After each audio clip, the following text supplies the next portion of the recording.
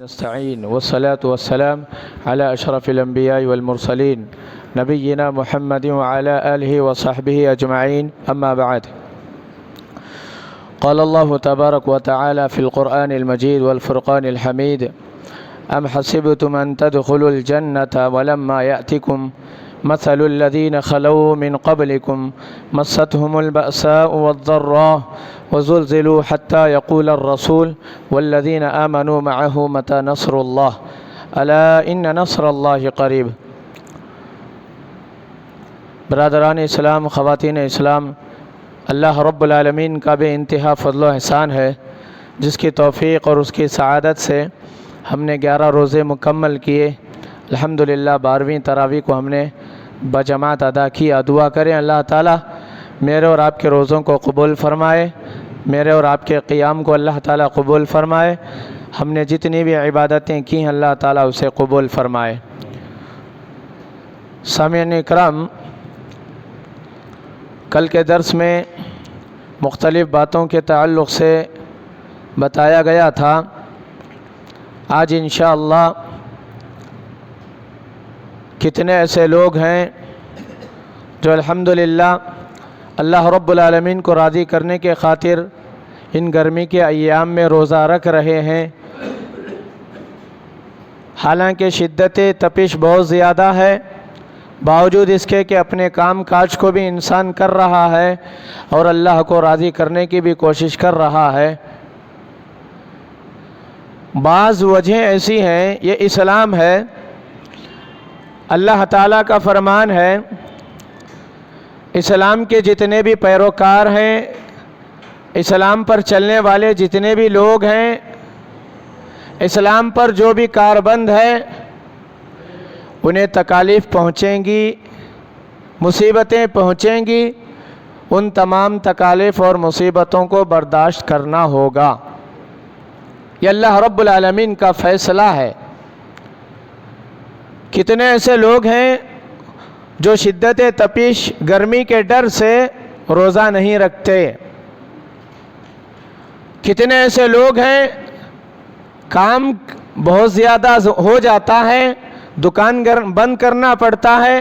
اگر دکان بند کر کے نماز پڑھنے آئیں تو گاہک دوسری دکان پر چلے جائیں گے، یہ سمجھ کر روزہ نہیں رکھتے. باوجود اس کے روزہ چھوڑ رہے ہیں، نمازوں کی پابندی نہیں، دیگر عبادات کی پابندی نہیں، پھر بھی وہ یہ گمان کر بیٹھے ہیں کہ جنت اللہ تعالیٰ ان کے مقدر میں لکھ دیا ہے، جنت کے ہم مستحق ہیں. یہ بعض لوگ سمجھتے ہیں. یاد رکھو حالانکہ ایسا نہیں ہے. جنت کا جو راستہ ہے مصائب و مشکلات سے ہو کر گزرتا ہے. انسان کو سختیوں کی بھٹیوں میں تپایا جاتا ہے، پھر اس کے بعد جنت حاصل ہوتی ہے. ایسے ہی جنت نہیں مل جاتی. اللہ رب العالمین اسی بات کی وضاحت اس آیت کریمہ میں بیان فرمایا. اللہ فرماتا ہے: ام حسبتم ان تدخلوا الجنہ، یا تم نے گمان کر رکھا ہے تم جنت میں داخل ہو جاؤ گے، حالانکہ ابھی تک تم پر ان لوگوں جیسی حالت نہیں آئی جو تم سے پہلے تھے. ہم سے پہلے کیا مطلب؟ خود اللہ کے نبی صلی اللہ علیہ وسلم کی دعوت پر لبیک کہنے والے اصحاب رسول صلی اللہ علیہ وسلم کو کتنا ستایا گیا. بہت ساری باتیں ہمارے سامنے ہیں. حضرت خباب بن ارت رضی اللہ تعالی عنہ، حضرت عمار رضی اللہ تعالی عنہ، حضرت سمیہ رضی اللہ تعالی عنہ، حضرت عثمان بن عفان رضی اللہ تعالی عنہ، حضرت لینا رضی اللہ تعالی عنہ، حضرت زنیرہ رضی اللہ تعالی عنہ. یہ ایسے اجلہ صحابہ اور صحابیات ہیں جن کو اسلام لانے کی وجہ سے بہت زیادہ تکلیفوں سے دوچار کیا گیا. حضرات، جنگ بدر کے موقع پر کتنے ایسے اصحاب کو یہ موقع ملا تھا کہ دشمنان اسلام لانے کی وجہ سے کتنا ستایا تھا، کتنے تکلیفیں دیے تھے. جب ان کا سامنا ہوا تو اسی جوش، اسی ہوش اور اسی ایمان کو لے کر آگے بڑھے اور 313 رہ کر بھی 1000 کا مقابلہ انہوں نے کیا. یہ اللہ کا دین ہے. جو اللہ کے دین پر عمل کرے گا وہ کسی کی محبت میں غالب نہیں آئے گا، کسی کی محبت میں پڑھ کر اللہ کے دین سے غافل نہیں ہوگا۔ حضرات صحابہ اکرام کی مثالیں ہمارے سامنے ہیں۔ اسلام اسلام ہے، اسلام میں رشتہ داری نہیں دیکھی جاتی، اسلام اور باطل میں رشتہ داری نہیں دیکھی جاتی۔ جنگ بدر کے موقع پر حضرت ابوبکر صدیق رضی اللہ تعالیٰ عنہ کا بیٹا کہتا ہے، اے ابا جان کتنی مرتبہ ایسا ہوا جب دوران جنگ کے بیچ میں تلوار سے جب دشمنوں کا مقابلہ، مسلمانوں کا مقابلہ میں کر رہا تھا، میری تلوار کی زد میں آپ کتنی مرتبہ آئے، لیکن آپ میرے باپ ہیں، آپ کی محبت مجھ پر غالب آ گئی، آنے کے باوجود میں تلوار کو ہٹا لیا آپ سے، میں آپ پر وار نہیں کیا۔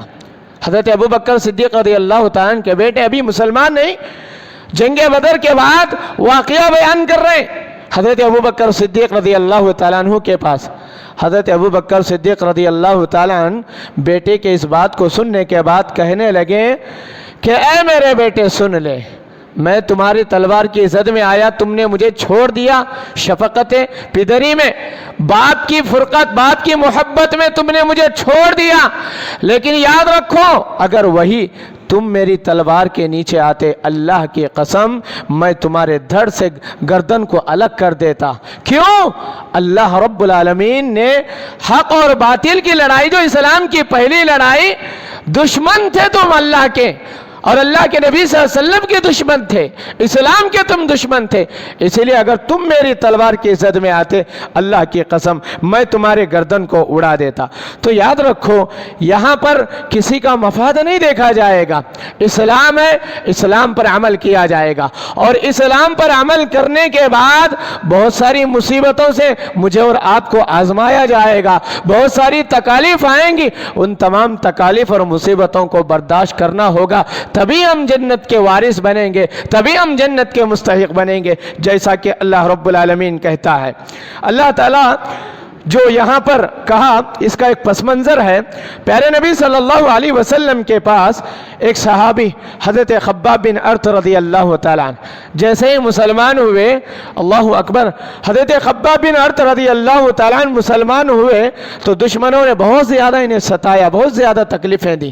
ایک دن کیا کیا دشمنوں نے، کول سے جلا کر انگر زمین پر بچھا دیے اور حضرت خباب رضی اللہ تعالیٰ عنہ کو کہنے لگے تم اسلام کو چھوڑ دو، اسلام سے پھر جاؤ، ورنہ تمہیں اس گرم گرم انگار میں تمہیں سلایا جائے گا۔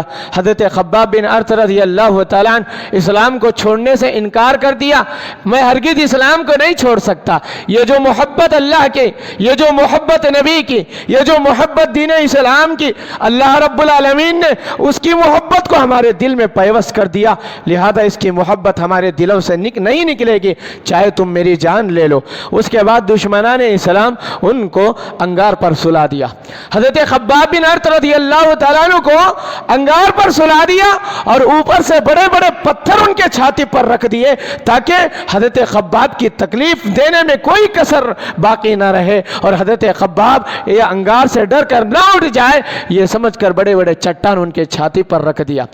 یہ مصیبتیں جب ہوئیں اللہ کے نبی صلی اللہ علیہ وسلم کے پاس آ کر کہنے لگے متی نصر اللہ، پیارے نبی صلی اللہ علیہ وسلم کیا آپ اللہ سے دعا نہیں کرتے؟ کتنی تکلیفیں ہمیں دی جا رہی ہیں، کتنی سزائیں ہمیں دی جا رہی ہیں، کتنی مصیبتوں کو ہم برداشت کرنا ہوگا، کیا آپ اللہ رب العالمین سے دعا نہیں کرتے؟ اللہ کے نبی صلی اللہ علیہ وسلم فرمانے لگے اے خباب بس اتنی سی تکلیف کو تم گھبرا اٹھے، اے خباب اتنی تکلیف سے تم گھبرا اٹھے، ابھی ایسے حالات آنی باقی ہیں جو تم سے پہلے لوگوں کو آئے تھے۔ تم سے پہلے لوگوں کو کیا کیا گیا تھا؟ توحید کی دعوت قبول کرنے کی وجہ سے سر پہ آرا رکھ کر چیر دیا گیا، جن کے 2 ٹکڑے کر دیے گئے، اور لوہے کی سلاخوں سے ان کے گوشت پوشت کو نوچا گیا، زندہ نوچا گیا۔ ایسی تکالیف تم سے پہلی امتوں میں لوگوں کو دیا گیا، تم اتنی سی تکلیف سے تم گھبرا گئے۔ اللہ رب العالمین اسی بات کی وضاحت یہاں بیان کرتا ہے، ام حسبتم ان تدخلوا الجنہ، کیا تم نے یہ گمان کر لیا کہ تم جنت میں داخل ہو جاؤ گے؟ वलम्मा यअतिकुम मसलुल लज़ीना खलौ मिन क़ब्लिकुम, हालांकि अभी तक तुम पर उन जैसी, उन लोगों जैसी हालत नहीं आई, तुमसे पहले जो गुजर चुके हैं बहुत सारे हालात से दो चार किया गया अंबिया अलैहिमुस्सलाम को, और वो लोग जो अल्लाह रब्बुल आलमीन की दावत को लब्बैक कहते हुए ईमान लाए, गाजर मूली की तरह उन्हें काटा गया, बहुत ज़्यादा तकालीफ से उन्हें दो चार किया गया। अभी ऐसी हालतें आना बाकी है, उन्हें तंग दस्ती और तकलीफ पहुंची, वो सख्त हलाक हो गए। यहाँ तक के रसूलुल्लाह सल्लल्लाहु अलैहि वसल्लम और जो लोग उनके साथ ईमान लाए थे कह उठे अल्लाह की मदद कब आएगी, सुन लो बेशक अल्लाह की मदद करीब है। सामिईन, वाक़ियात इसी के ज़िम्न में ये आयत नाजिल हुई जब हज़रत खब्बाब बिन अर्त रज़ियल्लाहु ताला अन्हु पूछने लगे मता नसरुल्लाह, अल्लाह की मदद कब आएगी, अल्लाह ताला कैसे नुसरत हमें भेजेगा, इन तकालीफ से हमें कब छुटकारा मिलेगा। अल्लाह ताला उसी की बात की वजाहत यहाँ बयान फरमाता है। सुहैब रूमी रज़ियल्लाहु ताला अन्हु, हज़रत बिलाल हबशी रज़ियल्लाहु ताला अन्हु और हज़रत सुमैया रज़ियल्लाहु ताला अन्हु, उन्होंने इस्लाम के लिए कितनी कितनी तकालीफ बर्दाश्त की। उनके मुकाबले में हम मामूली तकालीफ तो दूर की बात है, अगर इस्लाम और कोई हकीर सा मफाद बिल मुकाबल आ जाए तो हमारी अक्सरियत मफाद की तरफ चली जाती है और इस्लाम को तर्क कर देती है और मामूली से फ़ायदे के लिए इस्लाम को छोड़कर चली जाती है। हमारे दौर में ऐसे ईमान वाले पाए जाते हैं। याद रखो अल्लाह रब्बुल आलमीन एक और जगह फरमाता है अम हसिबतुम अन युतरकू अन यक़ूलू आमन्ना वहुम ला युफ्तनून, क्या लोगों ने गुमान कर लिया उन्हें बगैर आजमाए छोड़ दिया जाएगा, सिर्फ इतना कहने से कि हम ईमान वाले बन गए, हम ईमान ला लिए, इतना कहने से कि अल्लाह ताला छोड़ देगा उन्हें, तकालीफ से अल्लाह रब्बुल आलमीन इम्तिहान नहीं लेगा, उन्हें मुसीबतें देकर अल्लाह ताला उन्हें इम्तिहान नहीं लेगा, ज़रूर लेगा। अल्लाह के इम्तिहान में मुझे और आपको कामयाब होना है। अल्लाह रब्बुल आलमीन परेशानियों में मुब्तला करेगा, मुसीबतें हम पर आएंगी। इसीलिए अल्लाह रब्बुल आलमीन ने जिंदगी के रहनुमा उसूल को बयान करते हुए कहा वल अस्र, कसम है ज़माने की, कसम है ज़माने की, इन्नल इंसान लफ़ी खुस्र, यकीनन सारे के सारे इंसान खसारे में है सिवाय उन लोगों के इल्लल्लज़ीना आमनू, जो लोग ईमान लाए, व अमिलुस सालिहाती, और नेक अमल किए, व तवासौ बिल हक़्क़ि, एक दूसरे को हक़ की वसीयत किए, व तवासौ बिस सब्र, इस्लाम में मुसीबतें आएंगी, परेशानियां आएंगी, उन मसाइब व आलाम में अल्लाह रब्बुल आलमीन के लिए सब्र करेंगे, अल्लाह को राज़ी करने के लिए सब्र के दामन को पकड़ेंगे, ये लोग, इनके अलावा सारे के सारे लोग खसारे में है। वल अस्र, वल अस्र, कसम है ज़माने की, यकीनन सारे इंसान खसारे में है। चार अमल अगर आपके अंदर हो तो याद रखो ये लोग खसारे में नहीं, इनके अलावा सारे के सारे खसारे में। तो अल्लाह रब्बुल आलमीन ने इस बात की वजाहत बयान फरमाई और एक वक्त आया, अल्हम्दुलिल्लाह, अल्लाह की कसम, इस मेरे दीन को तो मेरा रब इस कदर पूरा करेगा, चाहे लोग इस पर अमल करें या ना करें, लेकिन अल्लाह ताला जिसे तौफीक दे, अल्लाह ताला जिसे इस दीन के लिए चुन ले, इस दीन की तबलीग के लिए चुन ले, ये हो सकता है एक वक्त ऐसा आएगा अल्लाह रब्बुल आलमीन अपने वादे को मुकम्मल करेगा, अपने दीन को पूरा पूरा मुकम्मल करेगा और इतना निडर इंसान हो जाएगा, हदर मौत से लेकर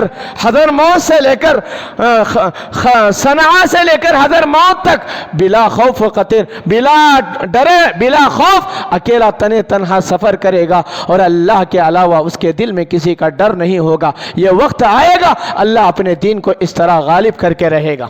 अब ये हम पर जिम्मेदारी आयद की गई है, लिहाजा जब हम अपने आप को मुसलमान कहते हैं तो याद रखो मुसलमानों को तकालीफ से दो चार किया जाएगा। हाँ, वक्त के साथ तकलीफें बदल जाती हैं, वक्त के साथ हालात के हिसाब से तकालीफ बदल जाती हैं, उन्हीं हालात के मुताबिक मुझे और आपको ढलते हुए, उन्हीं हालात के मुताबिक अपने आप को बनाते हुए अल्लाह के दीन को मजबूती से थामना होगा, अल्लाह की रस्सी को मजबूती से पकड़ना होगा। ہوگا, कैसे भी हालात आ जाएं, कैसे भी मुखालिफ सिमत आ जाए, लेकिन उन हालात में अल्लाह रब्बुल आलमीन के इस दीन को गालिब करने की कोशिश करना होगा. इस दीन के अलमबरदार बनकर मुझे और आपको ज़िंदगी गुजारना होगा. यही अल्लाह रब्बुल आलमीन इस आयत करीमा में पैगाम देता है. फिर अल्लाह रब्बुल आलमीन इस्लाम में मुकम्मल दाखिल होने का हुक्म देता है. कहा कि इस्लाम एक निज़ाम और एक सिस्टम का नाम है. इस्लाम एक निज़ाम, एक कानून, एक सिस्टम का नाम है. जो आदमी इस्लाम में दाखिल होता है उस पर फर्ज है कि वो इस्लाम के हर हुक्म के मुताबिक अमल करे. ऐसा ना हो कि आसान या पसंदीदा काम आ जाए, उसको आसानी के साथ बंदों ने अमल कर लिया, मुश्किल काम आ गया, ऐसे में बहाना दिखाकर पतली गली से निकलना, इसका नाम इस्लाम नहीं.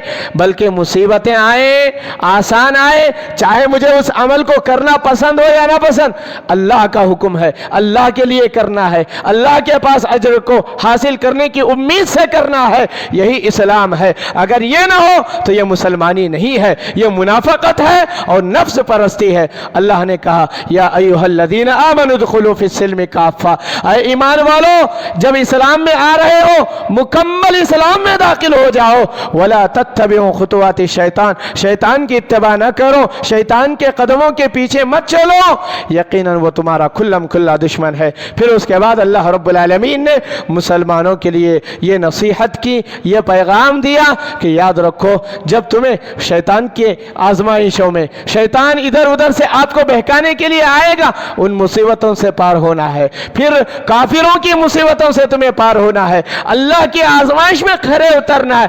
फिर उसके बाद अल्लाह ताला तुम्हें उलाइका हुमुल वारिसून, जन्नत को तुम्हें विरासत में देगा, जन्नत को तुम्हें वारिसदार बनाएगा, जन्नत तुम्हारे मुकद्दर में अल्लाह रब्बुल आलमीन लिख देगा. यह पैगाम अल्लाह रब्बुल आलमीन ने दिया है. लिहाजा जब मैं मुसलमान हूँ, आप मुसलमान हैं, तो मुसलमान होने के एतबार से अल्लाह के हर हुक्म पर मुझे और आपको अमल करना होगा. और इसमें जो भी मुसीबतें आएंगी, जो भी तकालीफ आएंगी, उन तकालीफ को बर्दाश्त करते हुए अल्लाह को राज़ी करने की कोशिश करना होगा. तभी हम कामयाब बनेंगे, तभी हम जन्नत के मुस्तहिक ठहरेंगे.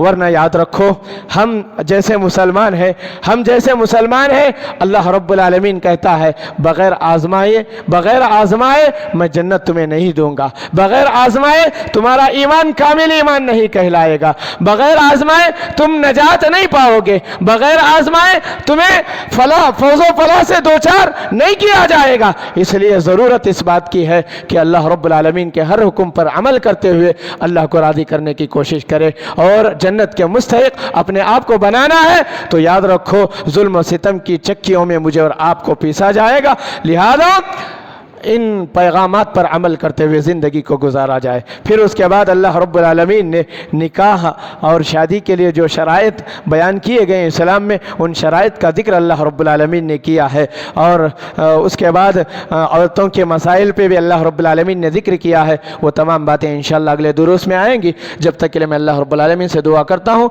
अल्लाह रब्बुल आलमीन मुझे और आपको जितनी बातें यहाँ पर कही गई हैं, कहने वाले को कहने से ज़्यादा, सुनने वालों को सुनने से ज़्यादा इन बातों पर अमल करने की तौफीक नसीब फरमा. जब तक हम इस दुनिया में रहें ईमान और इस्लाम की ज़िंदगी नसीब फरमा. जब ख़ातिमा हो तो ईमान की हालत में हमारे यहाँ ख़ातिमा फरमा. आमीन. अक़ूलु क़ौली हाज़ा अस्तग़फ़िरुल्लाह ली व लकुम व लिसाइरिल मुस्लिमीन. सुब्हान रब्बिका रब्बिल इज़्ज़ति अम्मा यसिफ़ून व सलामुन अलल मुरसलीन वल्हम्दुलिल्लाहि रब्बिल आलमीन.